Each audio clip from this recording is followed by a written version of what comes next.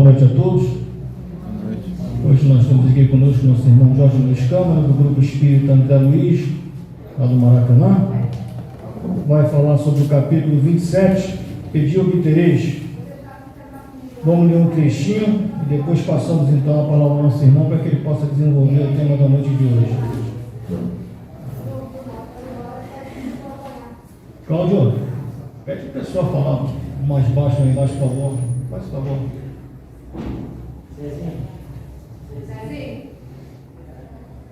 Capítulo 27, Pedi obtereis. Qualidades da prece. Quando orardes, não vos assemelheis aos hipócritas, que afetadamente oram de pé nas sinagogas e nos cantos das ruas, para serem vistos pelos homens. Digo-vos em verdade, que eles já receberam sua recompensa. Quando quiserdes orar, entrai para o vosso quarto e, fechada a porta, orai ao vosso Pai em secreto. E vosso Pai que vê o que se passa em secreto vos dará a recompensa. Não cuideis de pedir muito nas vossas preces, como fazem os pagãos, os quais imaginam que pela multiplicidade das palavras é que serão atendidos. Não vos torneis semelhantes a eles, porque vosso Pai sabe do que é que tendes necessidade antes que lhe peçais. Mateus 6, 5 a 8. Quando vos aprestardes para orar, se tiverdes qualquer coisa contra alguém, perdoai, a fim de que vosso Pai, que está nos céus, também vos perdoe os vossos pecados. Se não perdoardes, vosso Pai, que está nos céus, também não vos perdoará os pecados. Marcos 11, 25 e 26. Jesus amado Mestre Senhor, estamos aqui reunidos em teu nome, em nome de Deus. Iniciamos os trabalhos da casa noite de hoje, rogando ao Pai, Senhor, que envolva este ambiente, permitindo a presença dos amigos espirituais, trabalhadores da casa, envolvendo a cada um de nós, fortalecendo, amparando o ambiente, para que assim o trabalho possa transcorrer na sua santa paz. Em nome de Bárbara, Jerônimo, Antônio de Paula, patronos da casa, em nome de Deus, pedimos tua permissão para que possamos dar iniciado o estudo da noite de hoje. Graças a Deus, que a paz de Jesus envolva cada um de nós.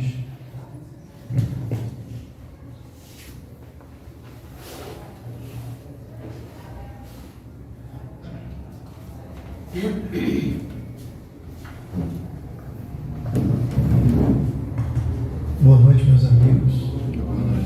É uma satisfação estar de novo aqui nessa casa, rogando a Jesus, nosso Mestre, que nos ilumine, nos ampare, nos auxilie diante das dificuldades que nós ainda sentimos na vida. Não é que a vida seja difícil, nós é que sentimos as dificuldades dela porque ainda estamos numa etapa muito inicial da nossa jornada espiritual. Embora já tenhamos uma longa trajetória para trás de nós, mas em outros reinos, em outros níveis, como André Luiz nos mostra no livro Evolução em Dois Mundos. Agora que somos senhores da razão, nós começamos um outro nível na nossa jornada. E falando de jornada, na década de 90, início dos anos 2000, em Israel, iniciaram um projeto para construir um balneário de luxo perto do lago de Genezaré, uma região com vocação turística muito grande. Eles então começaram escavações e tudo, ia ser um resort, e nas escavações de repente eles se depararam com lajes, com restos históricos de algum sítio arqueológico, e Israel é muito séria com essas coisas, então parou imediatamente a obra, chamou a Autoridade Nacional de Patrimônio Histórico e Arqueológico, e eles começaram então a grande escavação e descobriram ali uma sinagoga que não estava assinalada, que não era conhecida, a não ser por aqueles que tivessem lido os evangelhos e saberiam que, de acordo com Lucas, depois que Jesus vem dos 40 dias e 40 noites no deserto, de volta à cidade, ele entra numa sinagoga no sábado e vai fazer a leitura do profeta Isaías. E eles identificaram que era uma sinagoga inicialmente. Achei muito interessante isso, porque ela tinha na sua entrada uma área que é uma espécie de um tanque para que fosse feita a purificação, a limpeza. Os muçulmanos também têm a mesma coisa, embora as mesquitas não tenham, mas para algumas práticas, alguns rituais, eles fazem uma limpeza do corpo, né? Lavam o rosto, lavam o corpo, se lavam todo, colocam roupas brancas e tudo. Isso era necessário, eles entendiam, para que aquele que iria se dirigir ao Senhor, aquele que iria buscar a divindade e tudo mais, estivesse purificado. Jesus tinha se purificado de uma outra forma. Jesus, que em si já era puro, mas que estava naquele momento apresentando para nós o caminho que nós deveríamos passar, foi para o deserto. Foi para o deserto vencer quem? Vencer a si mesmo, vencer as dificuldades que o corpo impunha. Não ele era o Cristo, ele era o espírito mais puro que já passou nessa terra, o rei solar, o arquiteto desse planeta, mas o corpo dele era o corpo. Com todo respeito pelos rustanguistas, né, que tem uma ideia diferente, mas ele tinha aquela necessidade de suprimir, senão o Evangelho estaria dizendo alguma coisa errada. O Evangelho não tem nada errado. Então ele foi lá mostrar para a gente o quê? Que nós vencemos a nós mesmos, se nós assim o desejarmos, se nós assim o buscarmos. E depois disso, ele se dirige a Deus, lá na sinagoga, na leitura de Isaías, onde ele vai dizer que veio libertar as consciências, que veio para libertar os prisioneiros. E os fariseus não entendiam, mas quem é que está preso aqui? Será que ele está falando de Roma? Não, ele falava de todos nós, prisioneiros dentro de nós mesmos. Não é à toa que um grande psicanalista chamado Augusto Cury escreveu um livro muito interessante chamado Prisioneiros da Mente, em que mostra que nós somos prisioneiros dentro de nós mesmos. O mundo de hoje nos aprisiona, ele nos coloca vítimas e presos de uma série de coisas que absolutamente não somos nós. Nós somos seres espirituais, envergando um traje carnal, vivendo uma vida material, com necessidades materiais, mas não podemos estar subordinados a essas necessidades, porque nós somos seres espirituais. A nossa essência é a centelha divina que brilha dentro de nós. Joana de Ângeles nos diz, é o nosso Deus interior, sem querer dizer que existem dois, mas existe em nós aquele nós, eu superior, que se contacta com o Pai Celeste. Então não é preciso a limpeza externa para isso. É preciso sim aquilo que Jesus falou. Ou seja, quando vamos orar, quando vamos nos dirigir a Deus, nós temos que primeiro olhar para nós mesmos. O que é a prece segundo essa passagem do Evangelho? É uma invocação mediante a qual o homem entra em contato com o ser a quem se dirige.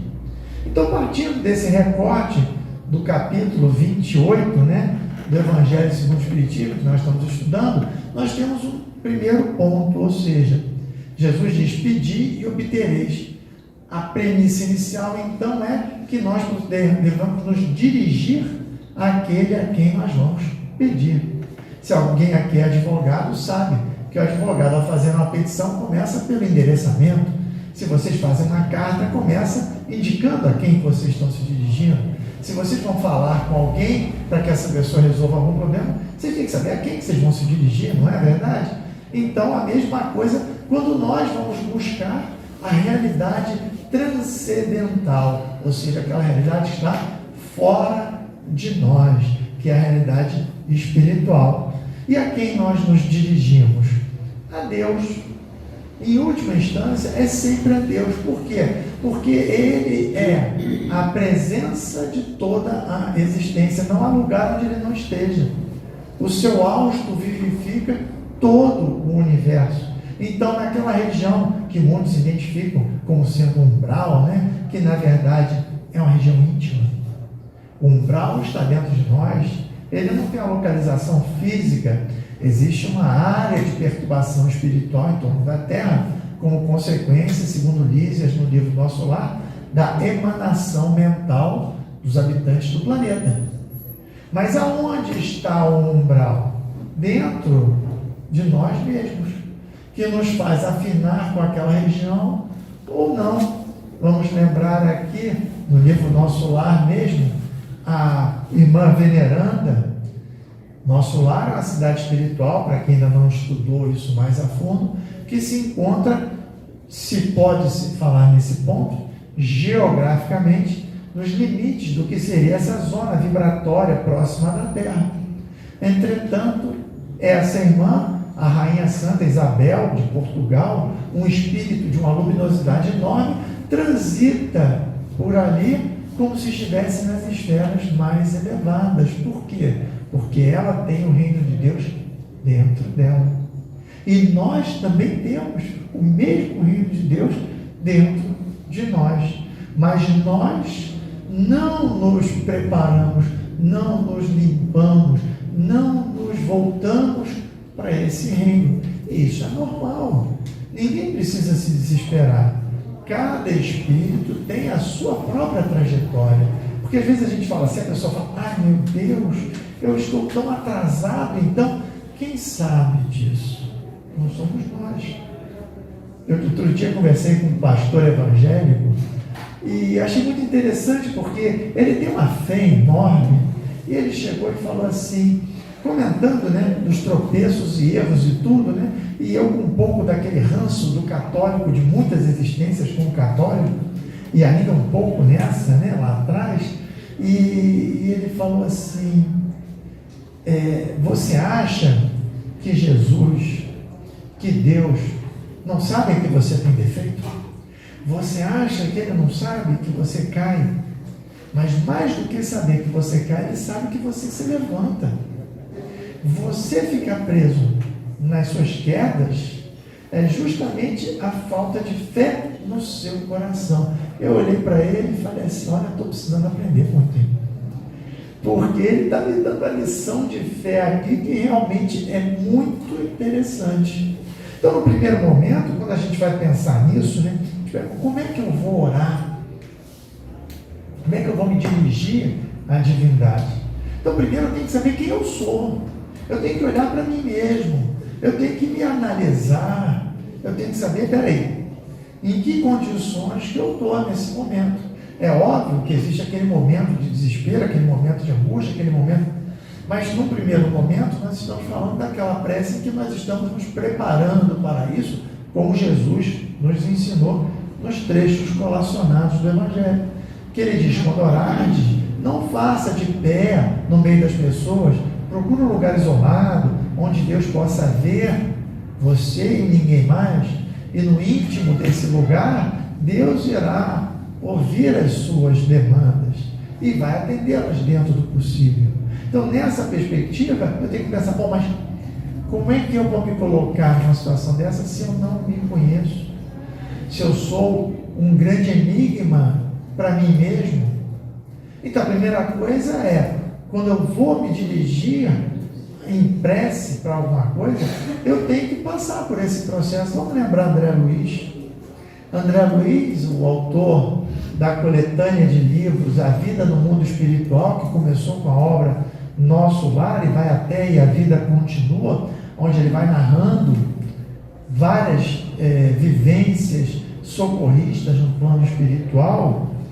Ele volta para casa para rever os entes queridos e encontra a esposa viúva dele casada de novo com o doutor Ernesto, e ele fica assim chocado e com raiva e se incomoda com aquilo, mas o Ernesto estava doente, gravemente doente, e ele já tinha aprendido o suficiente ali para entender que acima do mal-estar dele, do ciúme dele, da ideia de abandono, das trevas íntimas que todos nós trazemos, nós temos que buscar o Cristo interno.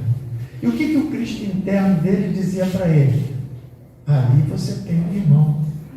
Por que a lição nos diz antes de se dirigir a Deus, se alguém tem alguma coisa contra você, vá lá, procure essa pessoa, faça as pazes. Se não puder fazer as pazes pessoalmente, mentalmente, se desligue daquilo. Eu não posso me dirigir a Deus pensando, Senhor, mas aquele lá está me devendo, Deus vai... Por favor, aquele outro então, tem muita gente nessa ligação aí, a ligação não vai funcionar. Então você tem que o quê? Tem que limpar esse processo. Esse processo é uma limpeza interna, não é? Dentro de nós. Então Jesus nos indicou esse caminho, é o caminho da autopurificação, onde nós nos limpamos de tudo isso para podermos nos dirigir à divindade. Então o que ele fez? Ele viu um irmão necessitado, sublimou todos os outros aspectos e se dirigiu em prece à irmã Narcisa, que logo depois aparece na frente dele: você me chamou e eu ouvi. Se ele tivesse ficado naquela vibração que ele estava, a Narcisa tinha ouvido alguma coisa? Não tinha ouvido nada. Tinha chegado o socorro? Não tinha chegado, não por aquele meio, talvez por outro, mas por aquele não iria. Por quê? Porque ele não se colocou na condição. Então a prece pede o quê? Que a gente, num primeiro momento, entenda quem nós somos. E não é nos colocarmos, como Jesus nos adverte na lição também, os Espíritos colocam muito bem, não é chegar e nos colocarmos diante das obras, eu fiz muito bem, eu ajudei muita gente, eu tenho muitos méritos. Quem mede isso não somos nós. Quem mede isso é a espiritualidade e, sobretudo, Deus, que conhece o coração de cada um de nós. Uma companheira que trabalhou 40 anos na caridade, de maneira incansável, desencarnou, e no plano espiritual disseram que aqueles 40 anos representaram para ela um trabalho útil, porque ela realmente ajudou pessoas e tudo mais, mas em termos de ganho espiritual quase nada, porque ela entrou do mesmo jeito que ela saiu. O trabalho não tinha feito nenhuma mudança dentro dela, ou seja, ela ajudava pessoas sem amor, não desenvolveu amor ali. Então isso é a preparação do nosso templo interior. Eu tenho que preparar o meu templo interior, eu tenho que preparar essa casa, fazer as limpezas dentro de mim. E aí, quando eu faço isso, eu vou me colocando na condição de comunicabilidade, eu vou me colocando em condições de me dirigir. E aí vem a segunda etapa. A primeira é a limpeza, nós nos limparmos. Depois, lembrar o que Jesus fala: eu tenho que louvar a Deus. Por que louvar a Deus? Porque Deus está esperando que eu o louve, senão Ele não vai me atender em nada. Deus não trabalha nesse patamar. A questão do louvor é a questão da nossa humildação. Nós nos tornarmos mais humildes, porque senão nós vamos ter a tendência a achar que nós temos o direito inalienável de receber exatamente aquilo que nós pedimos. Aí eu lembro daquela criancinha que pede para o pai uma coisa que é nociva para ela. E o pai fala: não, meu filho, você não vai ter. E ele se joga no chão, dá escândalo, bate o pé, faz um ó.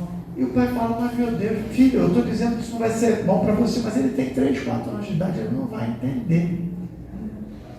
Nós precisamos nos colocar nessa atitude, até porque quando nós nos humildamos, nos dirigimos a Deus entendendo que Ele é a suprema inteligência, o absoluto amor, a justiça soberana, que Ele é a soma de todas as perfeições inimagináveis para nós, não dá nem para imaginar.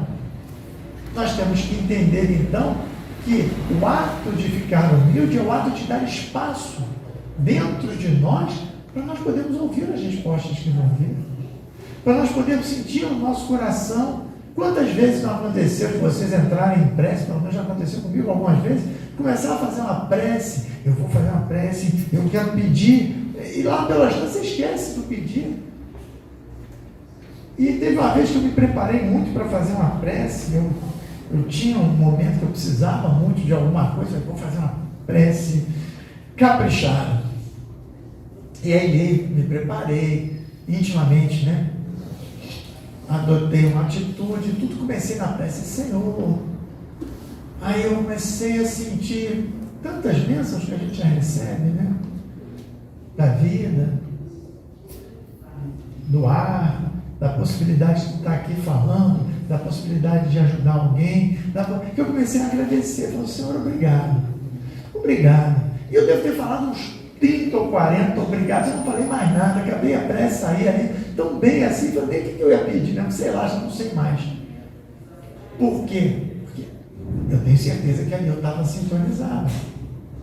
Como nos diz, Deus sabe das nossas necessidades. O ato de pedir não é desnecessário, não é inútil, mas Deus sabe das nossas necessidades. Se nós nos colocamos na atitude correta, nós vamos entender melhor a resposta. Em alguns casos, nem vamos precisar de resposta, porque nós vamos perceber uma grandiosidade tão impressionante ali, que a gente fica, na verdade, por si só já saciado com aquilo. E aí vem o louvor como essa etapa inicial. Então, colocar Deus como nosso Pai, Criador, causa primária de todas as coisas, inteligência suprema do universo, amor absoluto, justiça inegável. Quando eu chego diante de todas essas absolutidades, eu falo, pronto, agora eu, humilde, mínimo, vou me dirigir como modesto pedinte, como Jesus nos indica, né? Nessa hora. Então eu vou me submeter. Primeiro eu louvo, depois eu me submeto. Seja feita a vossa vontade, como ele diz no Pai Nosso, né?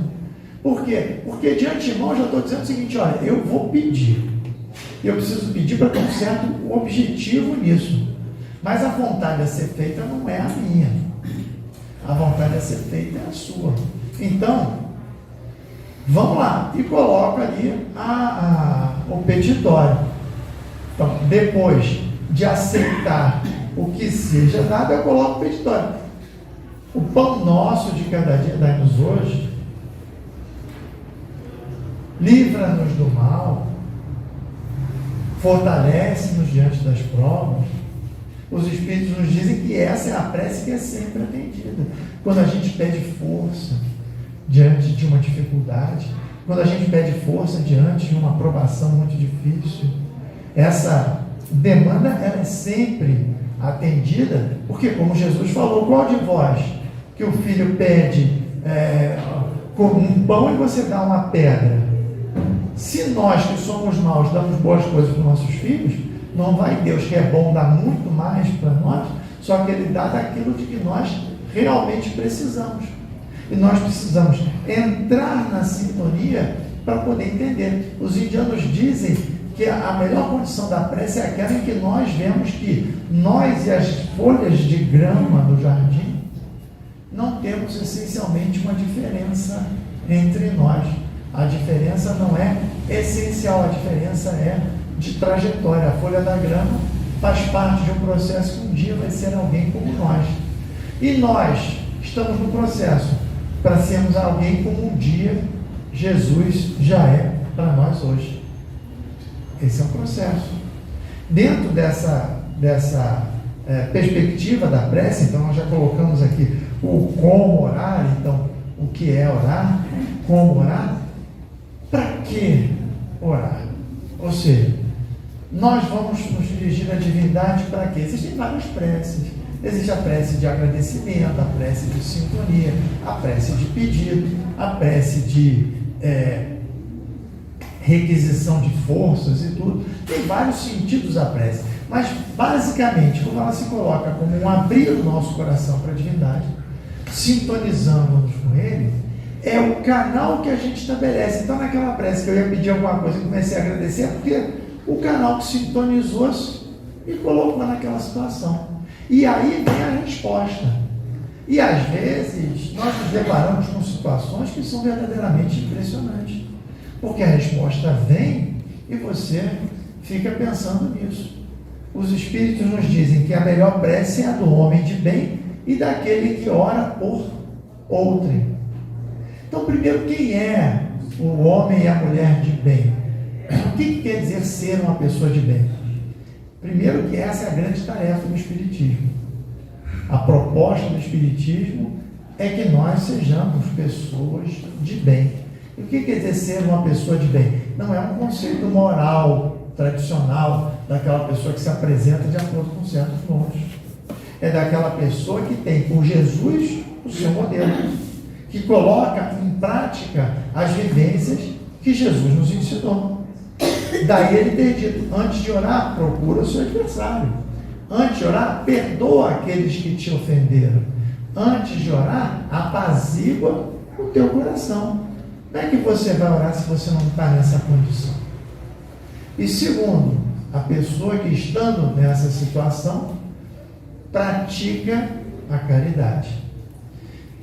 A doutrina espírita coloca a caridade como indissociável da nossa condição. Se nós queremos reivindicar a condição de seguidores de Jesus, nós temos que ter a caridade como um objetivo da nossa vida.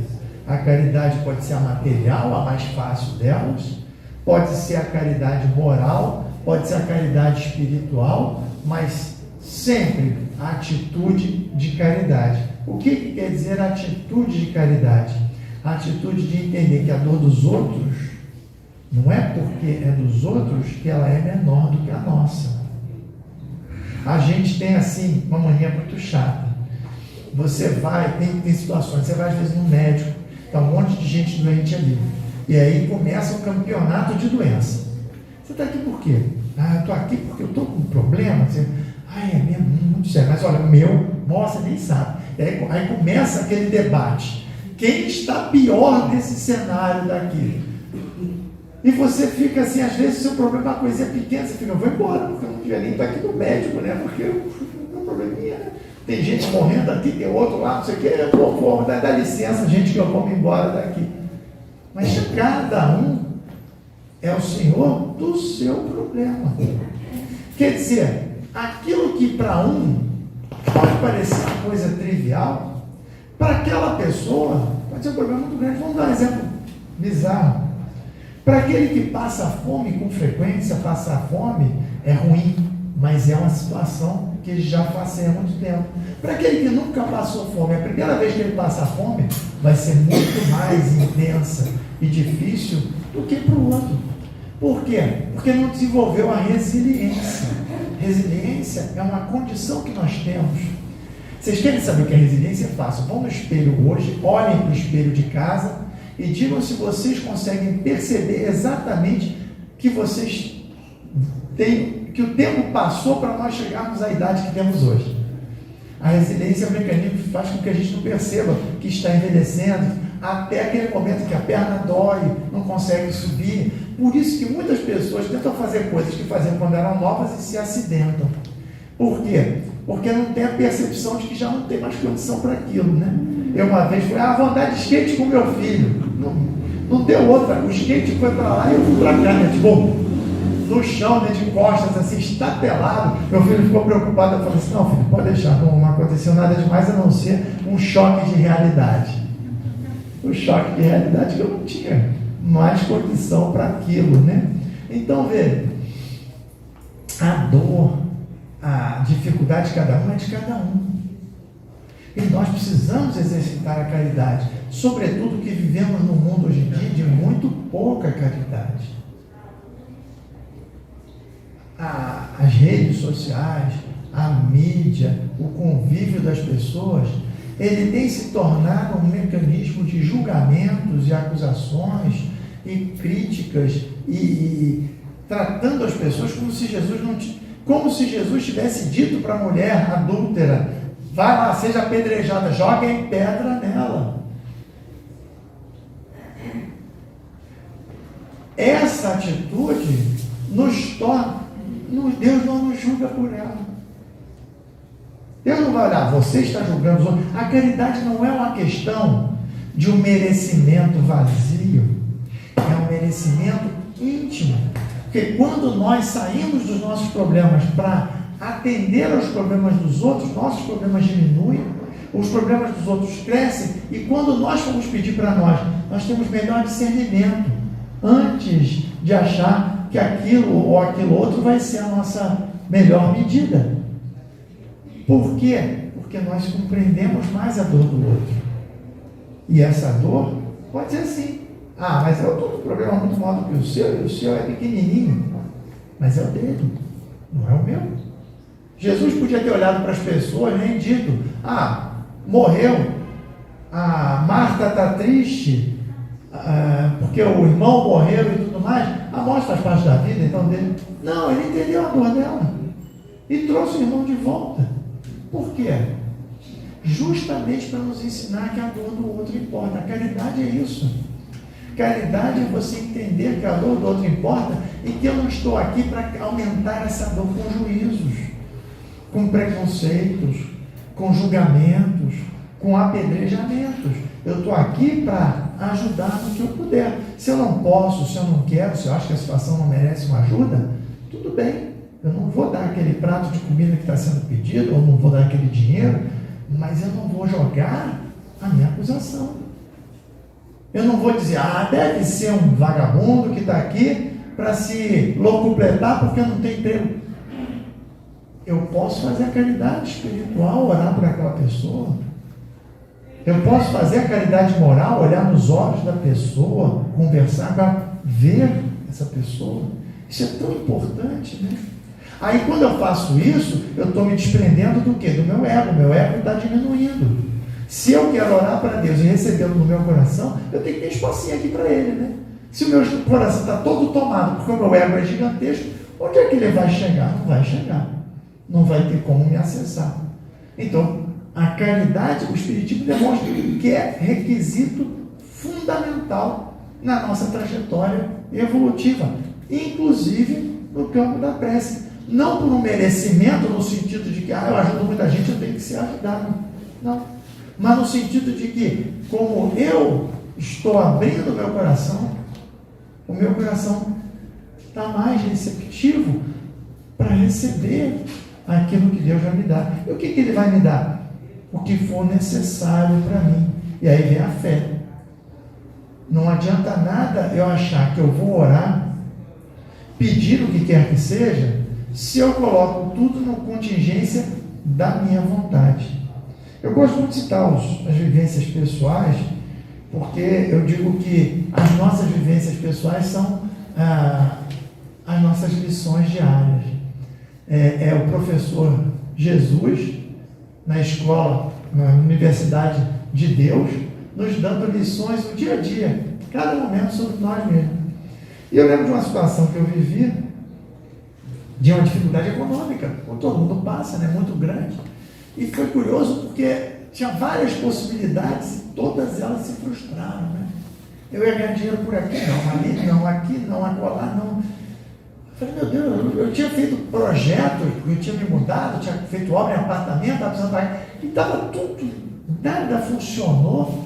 Eu tive que vender o carro, estava a pé, porque tive que pagar a dívida, não deu para pagar tudo. A minha esposa, na época, ficou revoltada, porque você disse que vendendo o carro para pagar as contas, mas fazia, as contas são maiores do que o carro era menor, não deu para cumprir. E aí um dia eu sentei no quarto assim, comecei a escrever tudo que tinha de possibilidade. Eu ia tinha terminado um doutorado, eu ia ser contratado por aqui, não fui. Eu ia conseguir, não consegui. 14 possibilidades que iam me render um determinado capital que não veio. Mas conforme eu ia escrevendo aquilo ali e botando, alguma coisa em mim foi mudando. Foi como se alguém, um espírito, chegasse para mim e falasse assim: você acha que Deus não está atento às suas necessidades? E aí vem a lição do Evangelho, quando Jesus diz isso. Deus sabe do que nós precisamos. Os espíritos colocam no Evangelho segundo o Espiritismo.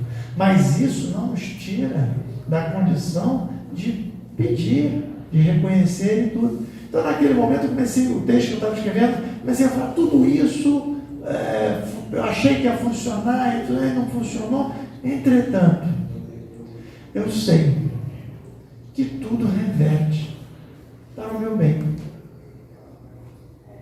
E fechei ali, absolutamente emocionado. Bom, se eu estou aqui hoje é porque ninguém me prendeu por dívida, nem nada do gênero, né? Não tem mais isso na Constituição brasileira, mas pelo menos eu não precisei praticar nenhum roubo e fui para a cadeia por causa disso. Então, quer dizer que a resposta veio na época que ela teve que vir, da forma que ela teve que vir, e não da forma que eu queria que ela viesse.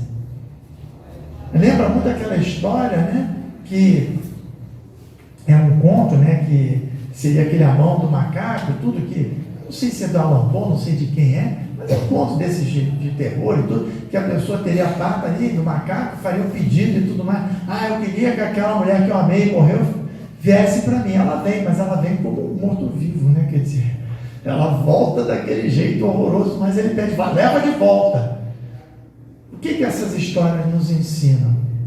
Nos ensinam que nós precisamos aprender não só a pedir, mas como a aceitar as respostas que vêm aos nossos pedidos, né? E nesse sentido, a prece da pessoa de bem, da pessoa que está no caminho de transformar, ela acaba sendo uma prece que cria mais sintonia, porque, primeiro, ela não está criando nenhuma expectativa. Ela não vai pedir para ganhar na loteria. Ela não vai chegar e falar assim, olha, eu quero R$1.799.882. Por quê? Porque é o preço do apartamento que eu queria ali, 4 quartos e tudo mais.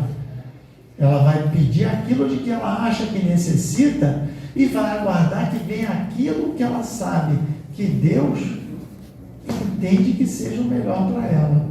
E nesse sentido, qual é a melhor prece? Aquela que a gente faz por outrem. Fazer preces por outrem é um dos melhores processos para o nosso autoaperfeiçoamento espiritual que nós podemos ter. Porque, como nós vimos ainda há pouco, todos temos os nossos problemas. Mas quando eu coloco os outros na frente dos nossos, dos meus, eu estou praticando um ato de desprendimento e, às vezes, a resposta é, eu vou usar a expressão não muito adequada, né? Fulminante, mas fulminante no bom sentido. Eu lembro que uma vez também, eu estava andando ali pela rua da Carioca, aqui, né, no centro da cidade, e vi uma senhora, uma mulher jovem até, sendo agredida por devia ser marido ou namorado, não sei. E ele estava realmente, na expressão popular, esculachando ela, né? Puxava o cabelo, dava cada tapa que a gente ouviu ela. Mas o cara era uma montanha de músculo, né? Não era muito alto, não, mas era uma musculatura enorme, né? Eu olhei do lado de cá, me indignei, mas me indignei à distância, porque o instinto de sobrevivência falou mais alto, né? E outras pessoas estavam na mesma tocada, todo mundo covarde que nem eu, né? Olhando de longe, assim, falando assim, que absurdo, não sei o quê. Eu olhava para as pessoas com aquela cara, as pessoas abaixavam o tom da reclamação e sapecava mais na batida. E aí, naquela hora, eu senti assim, já que eu não posso fazer nada, eu vou fazer uma prece. Encostei num poste, tinha um poste, depois encostar no poste para não ficar parado no meio da calçada e não achar que eu sou um ceguinho que perdeu a bengala. Então, encostei assim no poste, o cara estava do outro lado, encostei no poste e falei, pedi realmente por aquela pessoa, aquela situação constrangedora, uma violência, coisa sem sentido, absurda. Quando eu abri o olho, tinha um carro de polícia parado, a delegada da DEAN, Delegacia de Atendimento à Mulher, estava voltando do almoço e flagrou aquilo ali. O cara já estava algemado e ela estava esculhambando com ele, né? Eu olhei assim, a prece realmente é atendida. Senhor, 6 dezenas.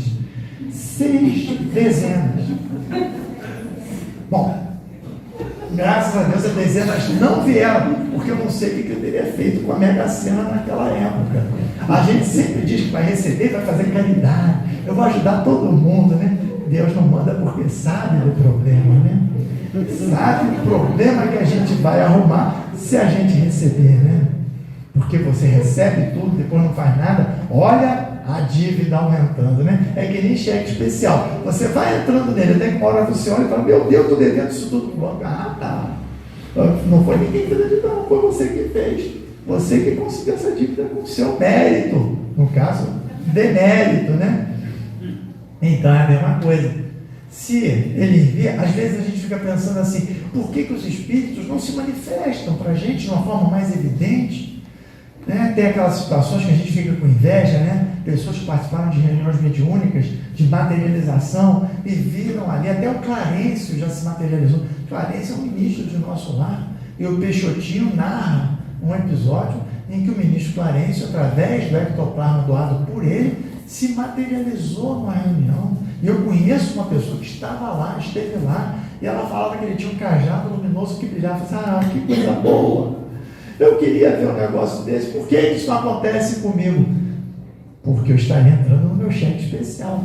Vocês conseguem imaginar que Jesus, quando disse, daquele a quem muito foi dado, muito será cobrado, como uma frase vazia? Não. Então, nós às vezes recebemos de acordo com a nossa necessidade, de maneira moderada, módica, para que nós não assumamos um compromisso com o nosso cheque especial espiritual muito grande, porque aquele pai que recebeu seu filho numa reunião mediúnica e viu o filho materializado e abraçou o filho, depois saiu e falou assim, era o meu filho, não podia não ser, mas ainda assim eu não acredito. A dívida dele não foi aumentada? Foi, porque ele recebeu uma grande concessão, recebeu uma grande dádiva, e o que ele fez com ela? Então muitas vezes a gente pede, eu quero uma cura rápida, vem aquela cura homeopática, nem o termo, né? Vem aquela cura Casas Bahia, né? Aquela coisa que vai, você quer no dia seguinte sair e tá bom. Não, vem para a reunião de tratamento, estou de novo no tratamento. Isso quando se faz tratamento direito, né? Porque tem aquele negócio que é que nem o passe sonrisal, né? A pessoa vem, toma aquele passe, está bem, aí no domingo, na minha casa, por exemplo, domingo tem reunião pública, a pessoa vai e come aquela feijoada, regada com barriga de porco, e mais um monte de coisa. Aí quando dá 3 horas da tarde, ela está com aquela barriga, aí agora eu vou lá para o centro, para quê? Para tomar um passe. O passe sonrisal, o passe vai me limpar daquilo, para quê? Para eu poder ir de novo. Aí daqui a pouco aparece um problema mais sério, uma diverticulite, um câncer, um problema desse. Por quê? Porque eu botei lá. Os Espíritos dizem, a maior parte dos nossos problemas somos nós, nessa vida mesmo, que estamos arrumando para nós. Nos nossos excessos,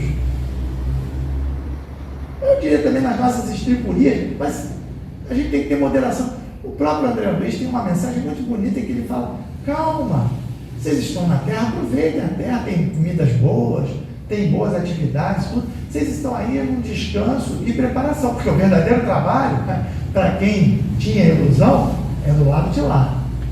Tá? Porque o espírito desencarnado, que desperta para a realidade, é socorrido e começa a trabalhar no bem, não para mais. Ou seja, chega, mas veja, nós não conseguimos entender isso, porque para nós trabalho é ruim. Trabalho é aquela coisa, trabalho, né? Trabalho é coisa chata. Para eles não. Para eles trabalho é a realização da vontade de Deus.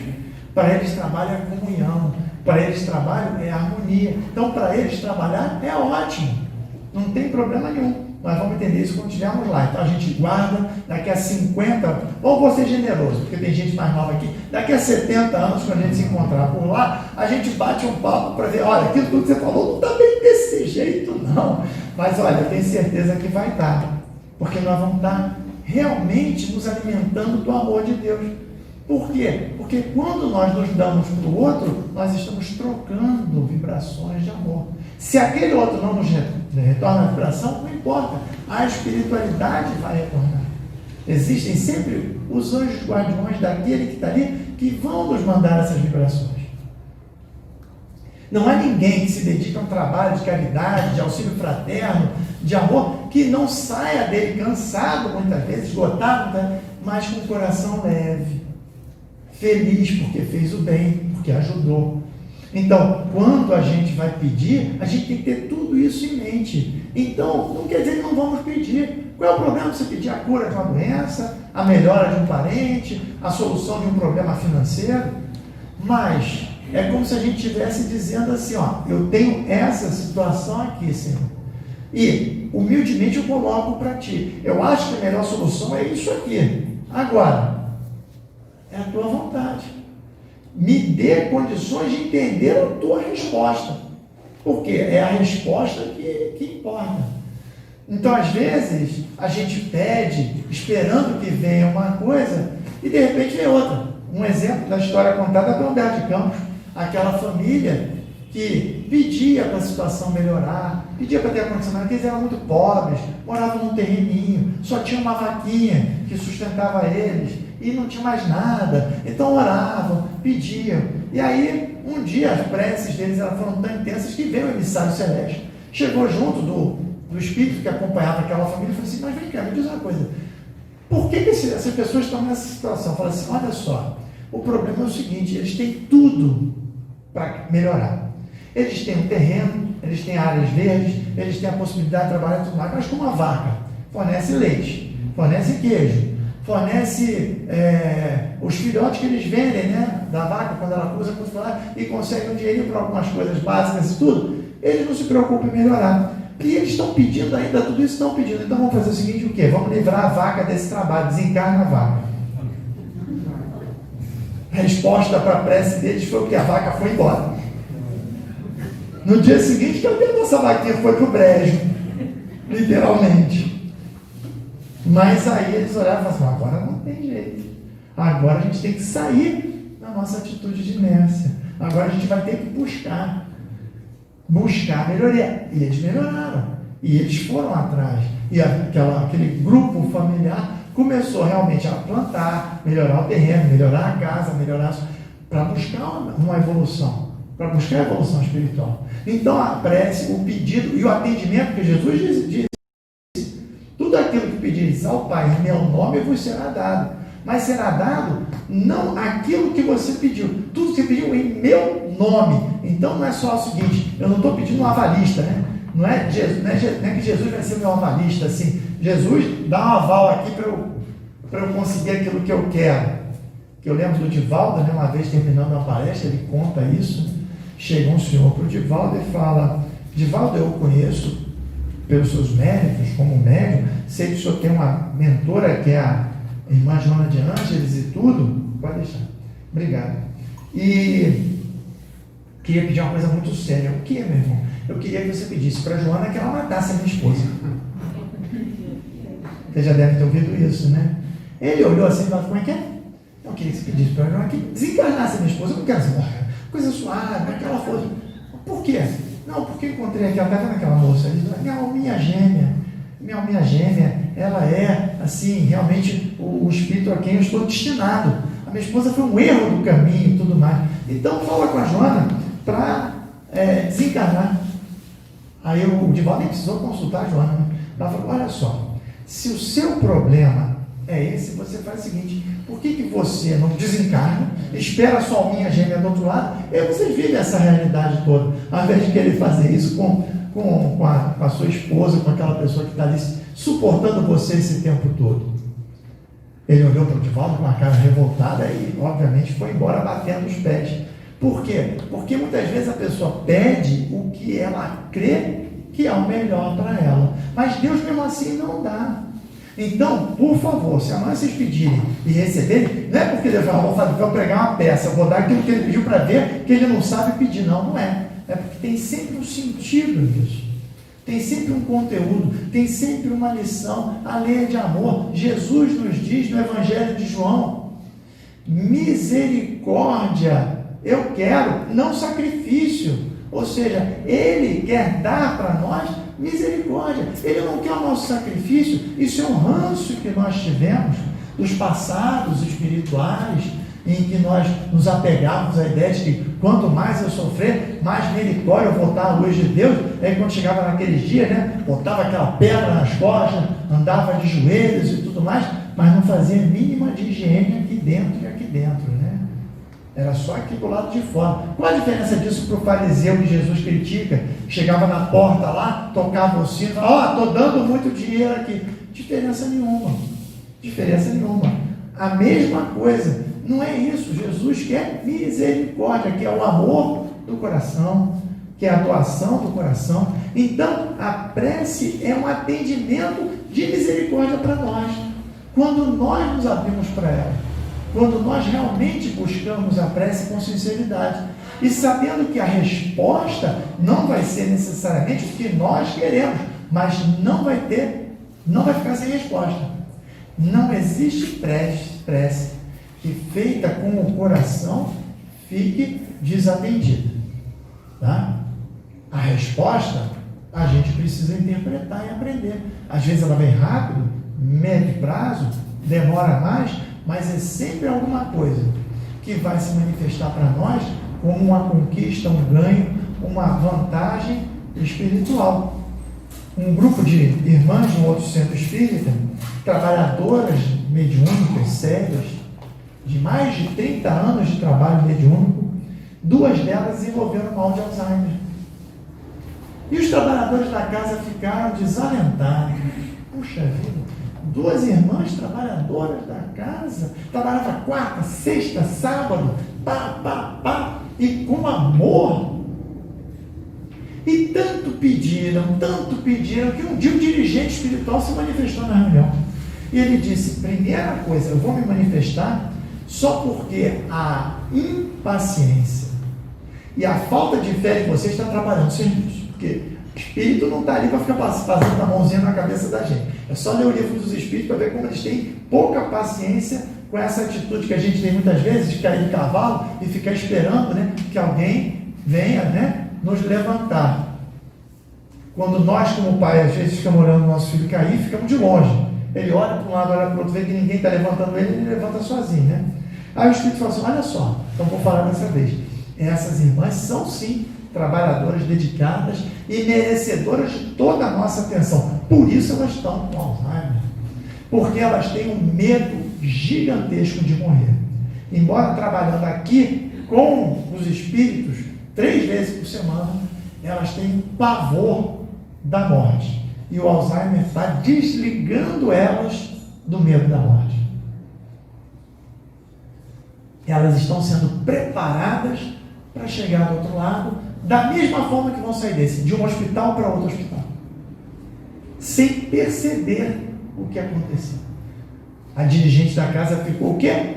Envergonhada, né? Ficou envergonhada porque veio a lição e ela estava imaginando, né? Então, às vezes a gente não entende. Às vezes a gente, poxa, mas eu estou fazendo, eu estou pedindo, e a resposta está vindo. Mas qual é a resposta?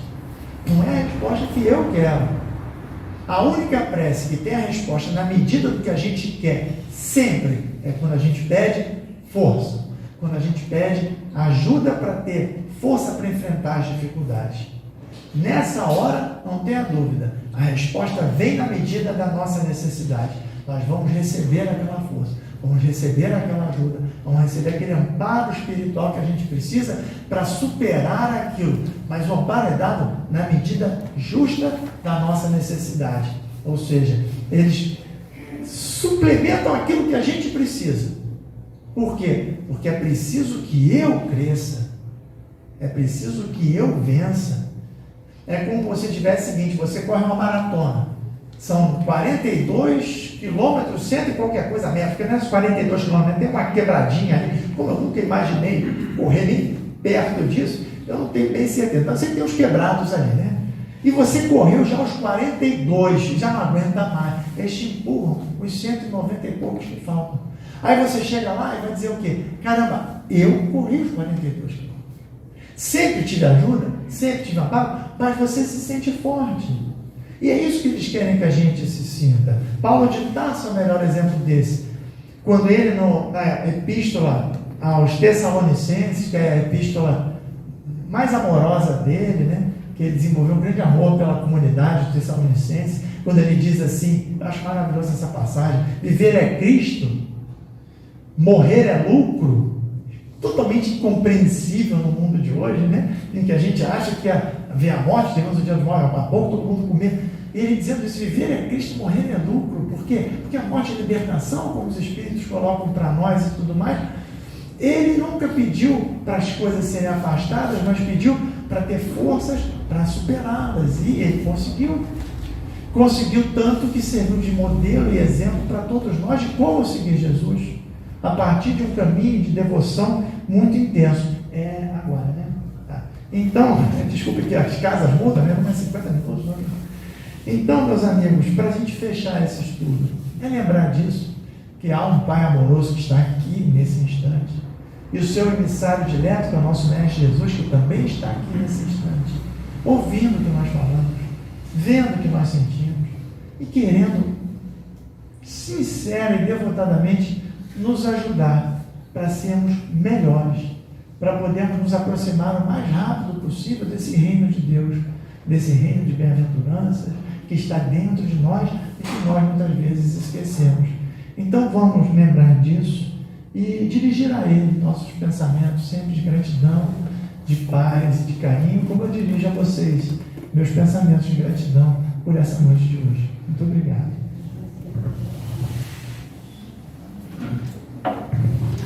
Agradecemos ao João Luiz pelas palavras da noite de hoje. Então, vamos nos preparar para o passo, para que a gente possa, vamos fazer a nossa prece, para que a gente possa encerrar essa primeira fase do trabalho da casa. Lembrando também que aquelas pessoas que vêm à casa, que são casais, pessoas que moram juntos, né, que podem sentar juntos, tá? Então, porque não tem lógica no casal ou irmãos, a gente colocar separado, já que convivem, né? Então, as pessoas que moram juntos, têm uma convivência, quando vier a casa, pode juntar a cadeira, tá bom? Jesus amado Mestre Senhor, agradecemos a oportunidade de mais um trabalho realizado nesta casa na noite de hoje. Agradecemos aos trabalhadores da casa que estão sempre ao nosso lado, nos envolvendo, nos ajudando na nossa caminhada, nos fortalecendo, para que possamos vencer as dificuldades, Senhor. Que Deus, na sua imensa bondade e misericórdia, derrame sobre cada um de nós a sua bênção. Ao voltar aos nossos lares, possamos voltar em segurança, levando desta casa a paz, a harmonia, o equilíbrio, a serenidade. E que Deus permita que os amigos espirituais estejam sempre conosco, nos orientando, Senhor, para que possamos trilhar sempre o caminho do bem, afastando de nós toda e qualquer energia negativa, caminhos que possam nos levar a situações mais complicadas, Senhor. Em nome de Bárbara, Jerônimo, Antônio de Paula, patronos da casa, em nome de Deus, pedimos tua permissão para que possamos encerrar a primeira fase do trabalho da casa. Graças a Deus, que Jesus ampare a todos.